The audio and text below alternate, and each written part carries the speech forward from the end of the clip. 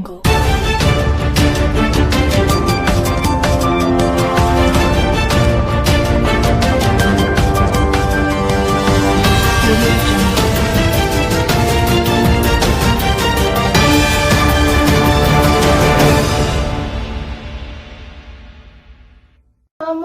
warahmatullahi wabarakatuh. Sampurasun, wilujeng enjing pamirsa, patepang deui sareng simkuring pun Lucy Fitriani dina acara Warta Sunda. Nyuguhkeun informasi ti Sunda keur balarea.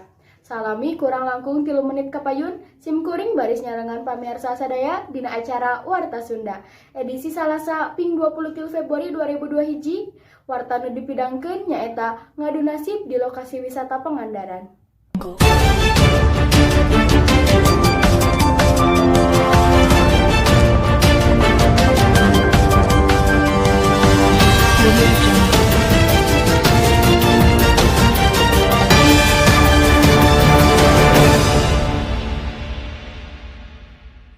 Balantik di tempat wisata pasisir Pangandaran bisa ngadatangkeun untung anu lumayan gede. Balantik oge bisa diandalkeun pikeun ngabayuan kulawargana. Sumangga nyanggakeun bae wartana.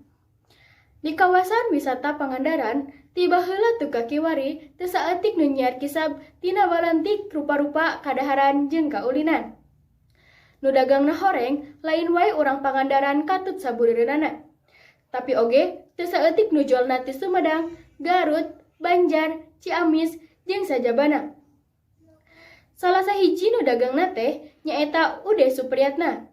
Urang warga Garut nu geus 18 tahun dagang bakso cuanki di basisir Pangandaran. Nurutkeun Ude, ari kuleukeun mah balantik cuanki di basisir Pangandaran teh bisa ngadatangkeun untung anu lumayan gede. Ude oge bisa ngabayuan kulawargana tina ladang balantikna teh. Buktina, ayeuna dina sapoe Ude bisa ngalabati tepi ka 300.000. Nurutkeun Ude jeung padagang sejenna, nu dagang di Pangandaran teh boga beungkeutan atawa organisasi. Eta teh sangkan nu dagangna tartib jeung aya nu ngurus mun parang aya persoalan. Pamirsa, cekap sakitu nu tiasa kusim kuring disanggakeun. Amit mundur, amit mungkur. Wassalamualaikum warahmatullahi wabarakatuh. Lucy Fitriani, Warta Sunda. Hurip Sunda.